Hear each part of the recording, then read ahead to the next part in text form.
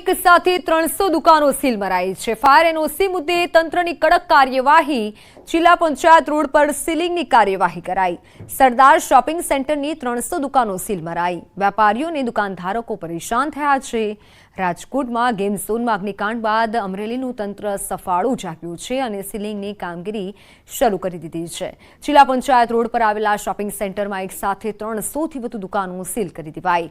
સરદાર shopping સેન્ટરમાં fire સેફટીના અભાવના પગલે ગુરુવારે તમામ દુકાનોને સીલ કરવામાં આવી છે। છેલ્લા 3 દિવસથી દુકાનો બંધ રહેતા વેપારીઓમાં ભારે રોષ છે। એનઓસી અને ફાયર સેફટીના સાધનો લેવા માટે વેપારીઓમાં દોડધામ મચી છે। વેપારીઓનું કહેવું છે કે એક દુકાન દીઠ 7,000નો ખર્ચ થાય છે, ત્યારે એકાએક સીલિંગની કામગીરી કરાતા તેમના ધંધા રોજગાર બંધ પડી ગયા છે। નાના દુકાનદારો અને વેપારીઓ પોતાનો રોજગાર ફરી શરૂ થાય તે માટે દોડધામ કરી રહ્યા છે। ફરજિયાત પૈસા તો ભરવા પડશે અને 2-3 દિવસમાં દુકાન ખુલે એવી વ્યવસ્થા અમે લોકો પૈસા કાઢીને કરશું। ખરેખર આ શોપિંગ સેન્ટરની વ્યવસ્થા માર્કેટિંગ યાર્ડ કરે છે, એને સંપૂર્ણ વ્યવસ્થા કરી અને દુકાનો એલર્ટ કરવી જોઈએ, પણ એ નથી કર્યું અને એ લોકો પોતાની જવાબદારીમાંથી છૂટી જવા માંગે અને જુદા જુદા ભાડૂતો હોય, જુદા જુદા માલિકો એની ઉપર દોડી દીધું। 2-3 દિવસ થયા અમારા ધંધા રોજગાર બંધ છે અને ખરેખર તો આ જે ફાયર સેફટીનો મુદ્દો છે તો એ માર્કેટિંગ યાર્ડને શોપિંગ બનાવતા સમયે જ આનું વ્યવસ્થા કરી અને એનઓસી લઈ અને ત્યારબાદ દુકાન સોંપવી જોઈએ। દરેક માળમાં 100 દુકાન અને ચોથા માળ પર પણ 50 દુકાન આવેલી છે। 350 દુકાનનું આ શોપિંગ સેન્ટર છે। રાજકોટ ગેમ ઝોનમાં અગ્નિકાંડ થયા બાદ તંત્ર સફાળું જાગ્યું અને તમામ જગ્યાએ ફાયર સેફટી માટેના પગલાઓ લેવામાં આવી રહ્યા છે। અમરેલીના જિલ્લા પંચાયત રોડ પર આવેલા સરદાર શોપિંગ સેન્ટરમાં આજે ત્રીજો દિવસ છે કે 300 દુકાનો સીલ કરી દેવામાં આવી છે। આપ દ્રશ્યો જોઈ શકો છો કે તમામ દુકાનો છે બંધ કરી દેવામાં આવી છે। આ 3 માળનું કોમ્પ્લેક્સ છે, દરેક માળ પર 100 દુકાનો છે। તમામ દુકાનોને સીલ મારી દેવામાં આવ્યા છે ને દરેક વેપારી હોય કે ઓફિસ ધારક હોય તમામને ફાયર એનઓસી લેવી, ફાયરના સેફટીના સાધનો લેવા માટેનું કહેવામાં આવી રહ્યું છે। અત્યારે હજુ પણ વેપારીઓ છે પૈસા એકઠા કરી રહ્યા છે ને તમામ લોકો એક સાથે પૈસા ભરે ત્યારે જ આ શોપિંગ સેન્ટર ખુલે તેવું વેપારીઓ કહી રહ્યા છે। રાજન ગઢિયા, ન્યૂઝ 18 ગુજરાતી, અમરેલી। અગ્નિકાંડ બાદ ફાયર બોટલ વેચાણમાં વધારો થયો છે। તંત્ર દ્વારા ચેકિંગ હાથ ધરાતા ફાયર બોટલનું અધધ વેચાણ શરૂ થયું છે। ડિમાન્ડ વધતા ફાયર બોટલ ખરીદવાનું પણ ચાલી રહ્યું છે। વેટિંગ ફાયર બોટલની શાળા, કોલેજ, રેસ્ટોરન્ટ અને માર્કેટમાં ડિમાન્ડ વધી છે। તો રાજકોટની ઘટના બાદ 1 લાખથી વધુ ફાયર બોટલનું વેચાણ થયું છે। અમદાવાદમાં ગત અઠવાડિયે 25,000 બોટલનું વેચાણ થયું હતું, તો વડોદરામાં 20,000 અને સુરતમાં 30,000 જેટલી ફાયર બોટલનું વેચાણ થયું હતું। રાજકોટમાં 30,000 અને જામનગરમાં 15,000 બોટલનું વેચાણ થયું હતું। માંગ વધતા ભાવમાં 20% જેટલો વધારો થયો છે। માંગ વધતા ડુપ્લિકેટ ફાયર સેફટીના સાધનોમાં પણ વધારો થયો છે। અમે અમારા અમદાવાદ વેરહાઉસથી અમારી કંપનીના અમે લગભગ 9,000 થી 10,000 ઉપર સિલિન્ડર વેચેલા છે, જ્યારે બરોડા, સુરત, રાજકોટને આપણે જે મેઇન 4 મહાનગરો છે વિશેષ, ત્યાંથી અમે 30,000 થી 32,000 સિલિન્ડર ટોટલ અમારા ફેક્ટરીએ ડિસ્પેચ કર્યું છે। અને અમારા કંપનીના સિવાય બીજા પણ જે વિક્રેતાઓ છે તો ટોટલ માંગણી જોઈએ તો ઓલ ઓવર ગુજરાતમાં આપણે 1,10,000 1,20,000 આસપાસ સિલિન્ડર હજી સુધી સપ્લાય થઈ ચૂકેલ હશે। ગામે કેરીની વાડીમાં સિંહ પરિવાર આંબાના છાંયડામાં બેઠેલા હોય તેવો એક વિડીયો સામે આવ્યો છે। પરિવારનો વિડીયો અત્યારે વાયરલ થઈ રહ્યો છે। મૂળસર ગામ આસપાસ સિંહોનો વસવાટ છે। 2 દિવસ પહેલા મૂળસર ગામના પશુવાડામાં સિંહ આવ્યા હતા।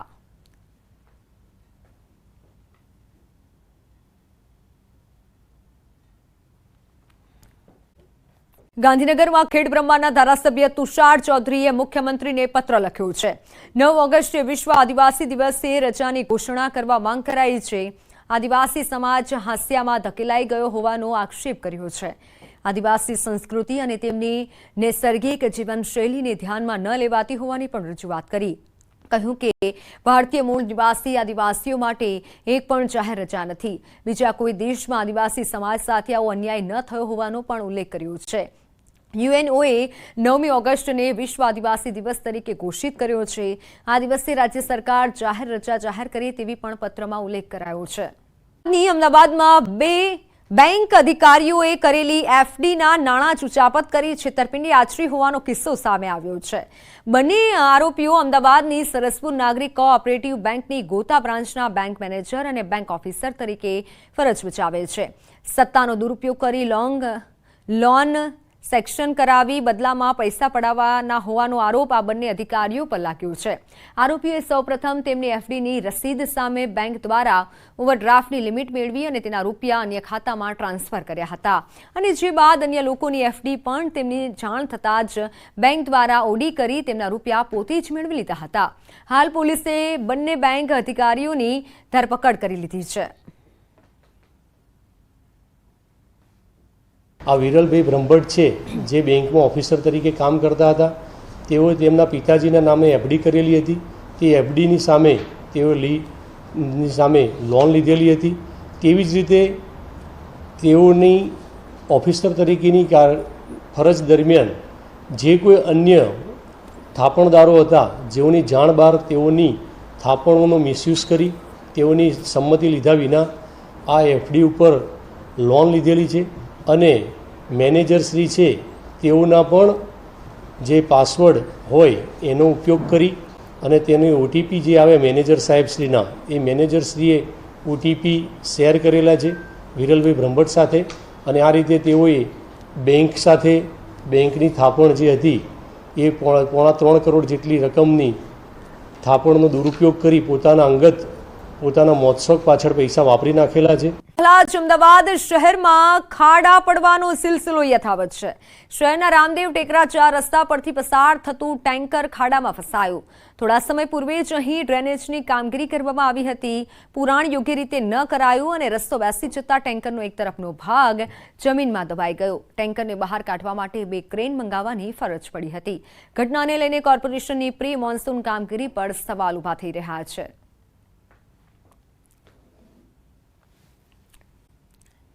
ગિરનાર રોપવે 11 જૂનથી 20 જૂન સુધી બંધ રહેશે. મેન્ટેનન્સને લઈને ગિરનાર રોપવે બંધ રખાશે. 21 જૂનથી રોપવે સેવા ફરી કાર્યરત કરાશે. પત્નીના આડા સંબંધની શંકામાં ખૂની ખેલ ખેલાયો. પતિએ આડા સંબંધની શંકામાં યુવકનો જીવ લઈ લીધો. વલસાડમાં એક ઘટનાએ ચકચાર ફેલાવ્યો છે, જ્યાં પત્નીના અન્ય યુવક સાથે આડા સંબંધના વહેમમાં પતિએ યુવાનનો જીવ લઈ લીધો છે.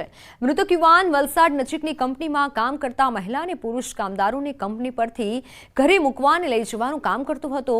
જ્યારે યુવાન મહિલાને ઘરે લેવા અને મૂકવા ગયો ત્યારે મહિલાના પતિને મૃતક યુવાન વિશે શંકા જતા ગળું દબાવી તેને મોતને ઘાટ ઉતારી દીધો.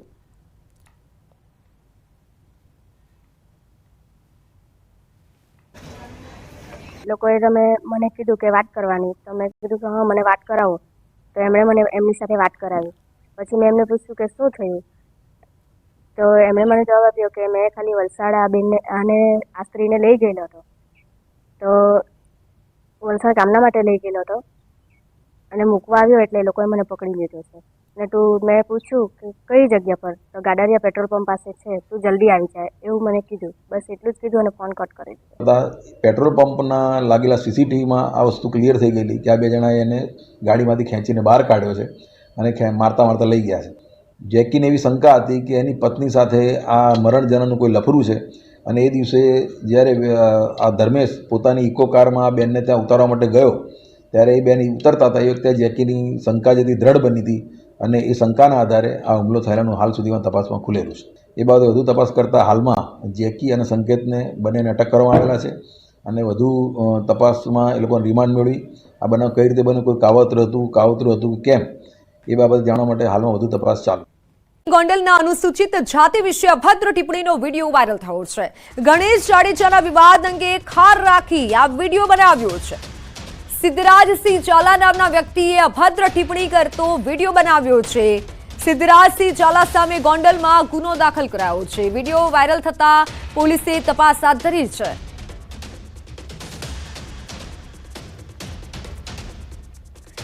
હાલ તો વાયરલ વિડીયોના આધારે પોલીસે તપાસ હાથ ધરી છે, પરંતુ અનુસૂચિત જાતિ પર અભદ્ર ટિપ્પણીનો વિડીયો વાયરલ થતા હાલ આ યુવકે પણ વિડીયો બનાવ્યો છે. ગણેશ જાડેજાના વિવાદ અંગે આ વિડીયો બનાવ્યો છે અને જેમાં અભદ્ર ભાષાનો પણ ઉપયોગ થઈ રહ્યો છે. પોલીસ હાલ તપાસ કરી રહી છે.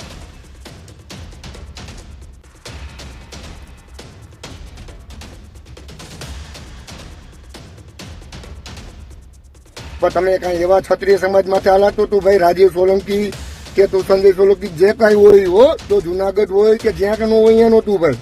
તો મારું નામ એ સિદ્ધરાજસિંહ ઝાલા ગોંડલ અને અત્યારે રહેવાનું આબુ છે. બરાબર, મારા નંબર છે અને આ તમને વ્યવસ્થિત જવાબ આપું છું. બરાબર, અને બાકી તમને જો મજા ન આવતી ને વ્યવસ્થિત જવાબ સાંભળવો હોય તો પણ આ નંબર ઉપર ફોન કરી શકો છો. બરોબર, બાકી કઈ આવા ખોટા વિરોધ ને અંતે તમે એમ કરશો તેમ નહીં હાલે. હો તમે જે કઈ હોય. બોરસદ શહેરમાં એક અનોખો કિસ્સો સામે આવ્યો છે. તબીબ યુવતીએ ફરિયાદી બની પોતાના જ ઘરમાં લૂંટની ઘટનાને અંજામ આપ્યો. ઘટનાની વાત કરીએ તો વિદેશ જવા માટે પોતાના જ ઘરમાં મિત્ર અને પિતરાએ બહેન સાથે મળી લૂંટનું ષડયંત્ર રચ્યું અને પિતાની ગેરહાજરીમાં પોતાના જ ઘરમાં લૂંટ ચલાવી હતી. મિત્રને ઘરમાં વાઈફાઈ ચેક કરવાના બહાને ઘરમાં પ્રવેશ આપ્યો. ત્યારબાદ ઘરની તિજોરીમાં મૂકેલ 24 લાખ ભરેલી બેગ લઈ ફરાર થઈ ગયો. પિતા સાથે યુવતી બોરસદ પોલીસમાં ફરિયાદ નોંધાવા ગઈ હતી. આખરે પોલીસે તપાસ કરતા સમગ્ર બાબતે ચોંકાવનારો ખુલાસો થયો હતો. પિતાને જાણ થતાં તે પણ પોતાના સંતાનની આ કરતૂતને લઈ સ્તબ્ધ થઈ ગયા હતા. હાલ પોલીસે તબીબ યુવતી, તેના મિત્ર અને પિતરાઈ બહેન સહિત 3 લોકોની અટકાયત કરી વધુ તપાસ હાથ ધરી છે. પિતાજીના સ્ટ્રિક્ટ વાતાવરણને કારણે તેણે પૈસા કોઈ પણ રીતે મેળવવા પ્રયત્ન કર્યો અને તેની એક ભાઈની દીકરી છે એની મદદથી તેણે જે ઘેર પૈસા રાખેલા હતા જે આશરે 24.50 લાખ જેટલા હતા તે પૈસા લઈ અને કોઈ વ્યક્તિને પહોંચાડવા પાયલની મદદ લીધી. અંજારમાં 40 લાખના લૂંટના ગુનાનો ભેદ ઉકેલાયો છે. પોલીસે ગણતરીની કલાકોમાં જ ભેદ ઉકેલી નાખ્યો છે. પૂર્વ કચ્છ ગાંધીધામ પોલીસે 3 કિશોર સહિત 9 સામે ગુનો નોંધી 7 આરોપીઓની ધરપકડ કરી છે. પોલીસના જણાવ્યા પ્રમાણે મહાવીર ડેવલપર્સ બહાર જાહેર રસ્તા પર લૂંટનો બનાવ બન્યો હતો. કર્મચારી દરરોજની જેમ ફરિયાદીની કારમાં 40 લાખ રોકડ મૂકવા ગયા હતા અને તે દરમિયાન બે બાઇક પર સવાર આવેલા શખ્સોએ છરી બતાવી રૂપિયાની બેગ આંચકી ફરાર થઈ ગયા હતા અને જે બાદ તપાસમાં કર્મચારી પર શંકા જતા સમગ્ર ભાંડો ફૂટ્યો હતો. પૂછપરછમાં પટાવાળા બાળકે એક મહિલા તથા આશરે 6 થી 7 લોકો સાથે મળી ઘટનાને અંજામ આપ્યો હોવાની કબૂલાત કરી હતી. પોલીસે ફૂટેજના આધારે 7 આરોપીઓને ઝડપી પાડ્યા છે.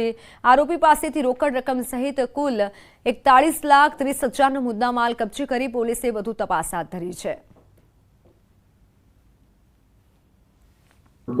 બાઇક ઉપર આવીને આ લૂંટને અંજામ આપેલ હતું અને એની સાથે પછી જ્યારે લૂંટને અંજામ થયું એના પછી જે પૈસા જે છે જે વ્યક્તિએ જે આમાં રાખી હતા એ વ્યક્તિનો પણ જે છે આમાં આરોપીમાં લેવામાં આવ્યા છે. આ રીતે ટોટલ આ બનાવમાં 9 આરોપી સંડોવાયેલા છે, જેમાં 3 જે છે બાળ કિશોર છે, 1 મહિલા છે અને બીજા જે આરોપી છે એ 5 આરોપી છે. એ રીતે કરીને ટોટલ 9 આરોપી છે. પોલીસ દ્વારા અત્યારે જે છે 7 આરોપીને પકડી પાડવામાં આવ્યા છે અને અત્યારે ઓલરેડી અરેસ્ટ કરવામાં આવ્યા છે. છેતરપિંડી કરતી ગેંગની અનોખી મોડસ ઓપરેન્ડી સામે આવી છે. એમ્બ્યુલન્સ સર્વિસના નામે રોકાણ કરાવી સારું વળતર આપવાની લાલચે છેતરપિંડી કરતા ડોક્ટર સહિત 2 આરોપીની પોલીસે ધરપકડ કરી છે. પોલીસ તપાસમાં સામે આવ્યું છે કે આરોપી હાર્દિક પટવા વર્ષ 2019માં ફરિયાદીની અમદાવાદની શારદાબેન હોસ્પિટલ પાસે મળ્યા હતા. ત્યારે આરોપીએ તેમને સુરત કોર્પોરેશનમાં ડોક્ટર તરીકે નોકરી કરતા હોવાની ઓળખ આપી અને મિત્રો સાથે મળી એમ્બ્યુલન્સ સર્વિસમાં 5 કરોડથી વધુ રૂપિયાનું રોકાણ કરાવ્યું હતું અને બાદમાં વળતર ન મળતા જીગરભાઈ પોલીસ ફરિયાદ નોંધાવી હતી. હાલ તો પોલીસે 2 આરોપીની ધરપકડ કરી વધુ તપાસ હાથ ધરી છે. એક એમ્બ્યુલન્સ સર્વિસની લોભામણી વાત કરતા એક એમ્બ્યુલન્સ 30 લાખ રૂપિયાની આવતી હોય છે અને તેની સામે દર મહિને 60,000 રૂપિયા જેવું માતબર વળતર આપવાનું આશ્વાસન આ પટવા દ્વારા આપવામાં આવેલું હતું. તેના થકી ફરિયાદીને જાણ થયેલી હતી અને ફરિયાદીએ જુદા જુદા માણસો પાસેથી કુલ 6.5 કરોડ જેટલી મોટી રકમ એકત્રિત કરી અને આ જે હાર્દિકભાઈ રમેશભાઈ પટવા છે જે સુરતના રહેવાસી છે અને ડૉક્ટર છે તેઓને રોકાણ કરેલું હતું. પર નાસ્તામાં સેન્ડવિચ ખાતા પહેલા ચેતી જજો. સેન્ડવિચમાં જીવાત હોવાનો કથિત વિડીયો વાયરલ થયો છે. એક મુસાફર દ્વારા વિડીયો ઉતારવામાં આવ્યો હોવાની ચર્ચા છે. પેક કરેલી સેન્ડવિચમાં જીવાત નજરે પડી રહી છે. જાગૃત નાગરિકે વિડીયો બનાવી વાયરલ કર્યો છે. ન્યૂઝ સિટી ગુજરાતી વાયરલ વિડીયોની પુષ્ટિ નથી કરતું, પરંતુ વિડીયોમાં જોઈ શકાય છે કે જીવાત નીકળી છે આ સેન્ડવિચમાંથી. વડોદરાના વડતાલ સ્વામિનારાયણ સંપ્રદાયના સ્વામી વિવાદમાં આવ્યા છે. જગત પાવન સ્વામી સામે યુવતીને ફરિયાદ નોંધાવી છે. યુવતીએ દુષ્કર્મની ફરિયાદ નોંધાવી છે. 2016માં ગિફ્ટ આપવાના બહાને દુષ્કર્મ આચર્યું હતું. યુવતી સાથે ફોન પર અભદ્ર વાતચીત કરી હોવાનો પણ આરોપ છે. HP સ્વામી અને KP સ્વામી સામે પણ મદદગારીની ફરિયાદ છે. મહિલા પોલીસ મથકે યુવતીએ આ ફરિયાદ નોંધાવી છે. સ્વામીને કડક સજા આપવાની ફરિયાદની માંગ ઉઠી છે.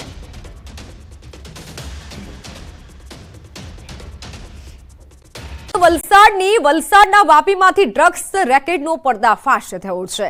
એસઓજી પોલીસે લાખો રૂપિયાના એમડી ડ્રગ્સ સાથે એક આરોપીની ધરપકડ કરી છે. વાપીના હાઉસિંગ વિસ્તારમાં એસઓજી PI અર્જુનસિંહ રોઝ અને તેમની ટીમ એક ફ્લેટ પર રેડ કરતા શંકાસ્પદ સફેદ પાવડરનો જથ્થો મળી આવ્યો હતો. તેની તપાસ કરાતા એમડી ડ્રગ્સ હોવાનું બહાર આવ્યું. ધરપકડ કરાયેલો આરોપી શંકર વિજય સિકેત મૂળ કર્ણાટકનો છે. આરોપી તેના મિત્ર સાથે મુંબઈમાં મલાડ વિસ્તારમાંથી ડ્રગ્સ લાવ્યો હોવાનું તપાસમાં આવ્યું છે.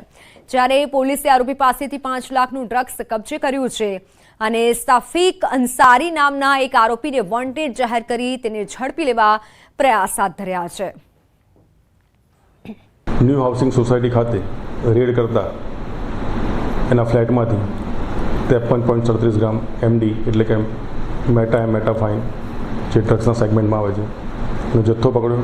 તેમજ ત્યાં 11 ખાલી થેલી ઝીપર બેગ એ પણ લીધી અને 2 વજન કાંટા જેને મેં જપ્ત કર્યા. દ્વારકાના વરવાડા દરિયા કિનારે કરોડોનો ચરસનો જથ્થો મળી આવ્યો છે.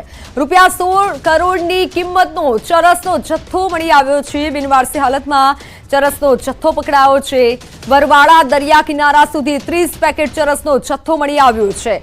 પોલીસ બિનવારસી જથ્થા મામલે સર્ચ ઓપરેશનમાં લાગી છે. અગાઉ નાવદ્રામાંથી 120 કરોડનો ડ્રગ્સ બંદરેથી ઝડપાયું હતું અને હવે સવાલ એ થાય છે કે દરિયાઈ માર્ગે આવડો વિશાળ જથ્થો દ્વારકાના વરવાડા દરિયા કિનારે કેવી રીતે પહોંચ્યો?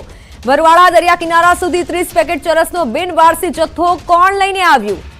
કઈ બોટ મારફતે અહીં પહોંચ્યો આ રીતે જથ્થો? દરિયા સુરક્ષાની બોટોને ભેદી અને દરિયા કિનારા સુધી ચરસ પહોંચાડવું સુરક્ષામાં મોટી ચૂક સમાન ગણી શકાય. શું કોઈ સ્થાનિકે ડ્રગ્સ લાવવામાં મદદ કરી છે? તેવા અનેક સવાલો હાલ ઉઠી રહ્યા છે. કારણ કે એટલી સુરક્ષા હોય છે અને તે સુરક્ષાની વચ્ચે આ રીતે ડ્રગ્સ મળી આવ્યું છે.